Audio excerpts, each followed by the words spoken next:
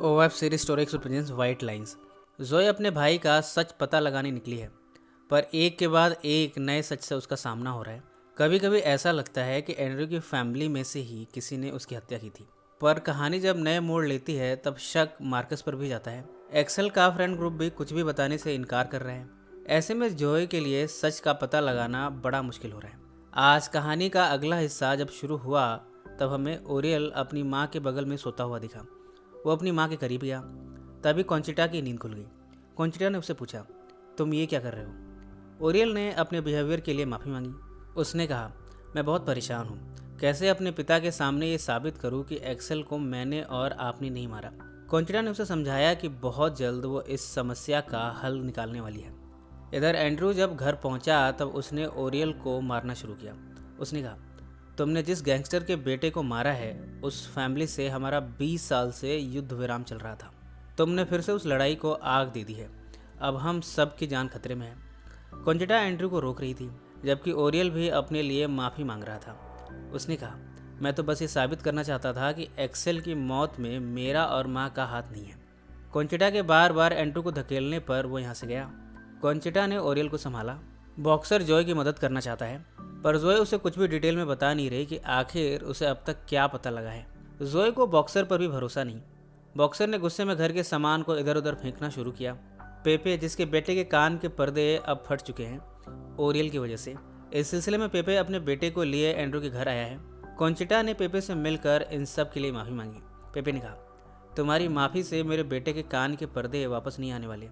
कॉन्चिटा ने कहा, जो हुआ सो हुआ, पर 20 साल पहले आपके परिवार में से एक ने मेरी बहन को ड्राइव के दौरान एक्सीडेंट कराया। वो समंदर में गिरी। उसे 12 मिनट तक ऑक्सीजन नहीं मिला। उसके पास सिर्फ 2 साल के बच्चे वाला दिमाग बचा था। तब मैंने आपसे कुछ नहीं कहा। आपको भी इस भूल को माफ़ कर देना चाहिए। पेपे इन बातों से कन्विंस नहीं हुआ है। उसने कहा, तुम्हारे बेटे को इसकी सज़ा ज़रूर मिलेगी। मार्कस से मिलने हॉस्पिटल में उसकी दोनों बेटियां आई हैं। एना भी इस समय उसके साथ है। यहाँ हमें पता चलता है कि एना मार्कस की वाइफ थी, पर बाद में उससे सेपरेट हो गई और उसने जॉर्ज से रिश्ते बना लिए। मार्कस ने एना को सारा किस्सा रोमानियन डीलर से जुड़ा हुआ एना को सुनाया। एना ने कहा कि जॉर्ज 2 हफ्ते के लिए आयरलैंड जा रहा है, तब तक हम मिल के इस मसले का हल निकाल लेंगे। ओरियल मिला है डेविड से। वो अपने दिमाग में चल रहे हलचल से छुटकारा पाना चाहता है। डेविड ने उसे इंडियन स्टाइल क्रिया के मुताबिक उसके शरीर पर हल्दी के कुछ टीके लगाए। यहाँ कैंडल्स भी जलाई गई हैं। डेविड ने कुछ मंत्रों का सहारा भी लिया है। जोए को इन सब में ना पढ़ने के लिए उसके पिता रोकने आए हैं। उसके पिता ने कहा, तुम्हारी 14 साल की बेटी है, तुम उसे छोड़कर अपने मरे हुए भाई के भूत के पीछे भाग रही हो। जोए ने कहा, अब मैं पीछे नहीं जा सकती। मेरा पासपोर्ट पुलिस के पास है। कोर्ट में सुनवाई चल रही है मेरी रैश ड्राइविंग की वजह से। थक हार कर जोए के पिता यहाँ से चले गए। ओरियल को शांति प्रदान करने के क्रम में डेविड ने उसके सिर के पास कुछ मेढक रखे हैं। वो एक एक करके उसके चेहरे पर कूदते हैं। बाहर निकलकर वो समंदर में कूदा। यहाँ उसकी मुलाकात एक्सेल से हुई। बाहर भी एक्सेल ही था। उसने ओरियल से पूछा, तुम पेपे के बेटे क्रिस्टबॉल को मेरी हत्या का कसूरवार क्यों ठहराते फिरते हो? वो तो उस पार्टी से सबसे पहले निकल गया था। इसके बाद वो देखता है कि कॉन्चिटा एक्सेल को लेने आई है डेट के लिए। इसके बाद ओरियल को होश आया। वो ये सब सपना देख रहा था।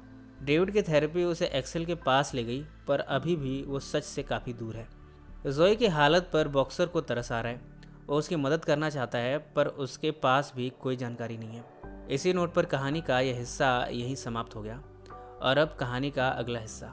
जोए के पिता से मिलने पुलिस ऑफिसर मिगेल आया है।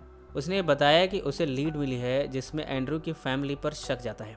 जोए के पिता को इस केस की इंक्वायरी नहीं करानी।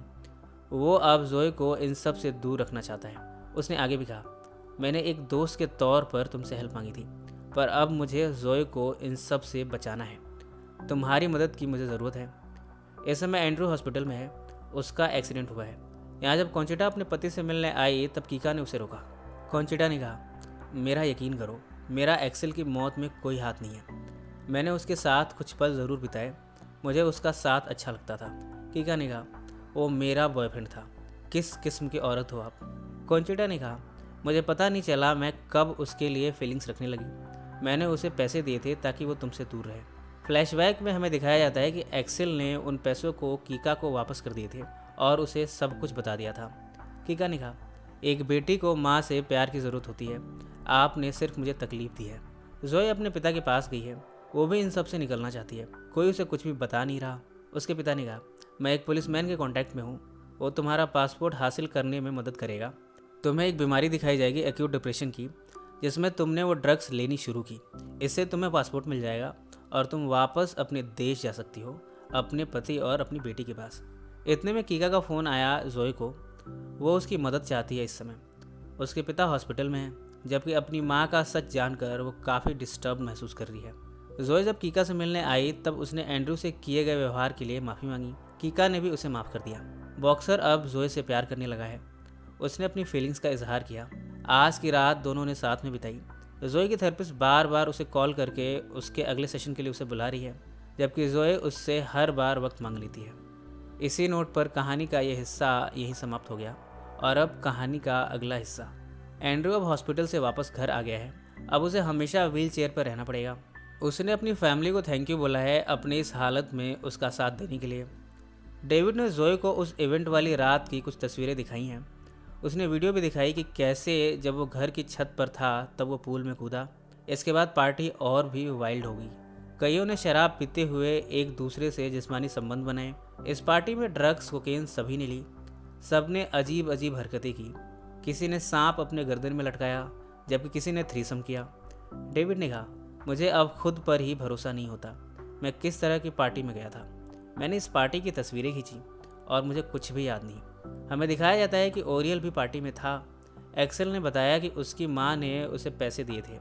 ओरियल को जब ये पता लगा कि उसकी माँ से एक्सेल के संबंध थे, तब उसके चेहरे के भाव बदले। इस समय ये सब कुछ वीडियो में दिख रहा है। एक्सेल ने अपनी बहादुरी दिखाने के लिए अपने दांतों को तोड़ के दिखाया। डेविड ने जोए से कहा, एक्सेल स्ट्रॉन्ग इमोशंस का आदी हो चुका था। इनके लिए वो कुछ भी कर सकता था। इधर ओरियल मिला है अपनी बहन कीका से। वो उसे कह रहा है, कंपनी तुम्हारे एड्रेस सेलेक्ट करने जैसी नहीं है, तुम इसे चला नहीं पाओगे। इन सब के बाद कॉन्चिटा ओरियल को मीटिंग में ले गई, पर अब कीका ने इस कंपनी के फैसलों में अपनी राय देनी शुरू कर दी है। वो भी चल रही इस पार्टी में पहुंची। कॉन्चिटा और ओरियल उसके आइडियाज़ का विरोध कर रहे थे। यहाँ एंड्रू ने अपनी पोजीशन से रेजिग्नेशन दे दिया, जबकि कीका और ओरियल को जॉइंटली ये कंपनी चलानी होगी। जोए को अब मार्कस अपने यहाँ से निकालना चाहता है। उसने कहा, बॉक्सर ने तुम्हारे लिए 2 रोमानियन डीलर्स को मार दिया। अगर कल को मुझे मार दे तो मैं अपनी बेटियों की परवरिश कैसे करूँगा। तुम्हें यहाँ से जाना होगा। जोए ने कहा, मैं तुम्हें ड्रग्स दिला सकती हूँ। बॉक्सर ने जब उन डीलर्स को मारा था तब ड्रग्स भी वहाँ पानी में फेंक दिया था। इसके बाद दोनों समंदर में ड्रग्स को ढूंढने निकले। मार्कस बोट में था, जबकि जोए समंदर के अंदर गई ड्रग्स ढूंढने। उसे ड्रग तो मिला, पर 2 डेड बॉडी भी मिली। वो पानी के ऊपर आकर मार्कस को ड्रग देते हुए कहती है, मैंने 2 डेड बॉडीज़ को देखी है। मार्कस ने कहा, वो उन रोमानियन डीलर्स की होंगी। अब हमें यहाँ से निकलना चाहिए। पुलिस इधर पेट्रोलिंग कर रही है।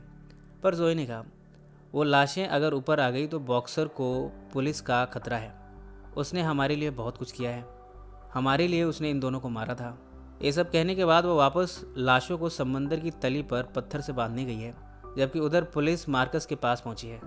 एंड्रू के घर के आगे धार्मिक त्यौहार मनाया जा रहा है। तभी बॉक्सर ने कीका के पास आकर कहा, तुम्हारे पिता का कोई एक्सीडेंट नहीं हुआ। जिसने उनकी स्पाइन को तोड़ा वो उन्हें जान से मारने वाला था। कीका उस शख्स का नाम जानना चाहती है, पर बॉक्सर बिना कुछ बताए ही यहाँ से चला गया। जोए उन रोमानियंस की लाशों को लिए ऊपर आई है। वो इन्हें यहाँ से हटाना चाहती है। जब मार्कस और जोए ट्रक के साथ बोट बांध कर ले जा रहे थे, तब उस रास्ते से गुजरे जहाँ से ये धार्मिक यात्रा निकल रही थी। सब ने कहा, यह तो बहुत बड़ा अपशकुन है। मार्कस को यहाँ चोट आई, जबकि जोए ट्रक को ले यहाँ से चली गई। इस धार्मिक यात्रा के दौरान बॉक्सर कीका के नज़दीक फिर से आया।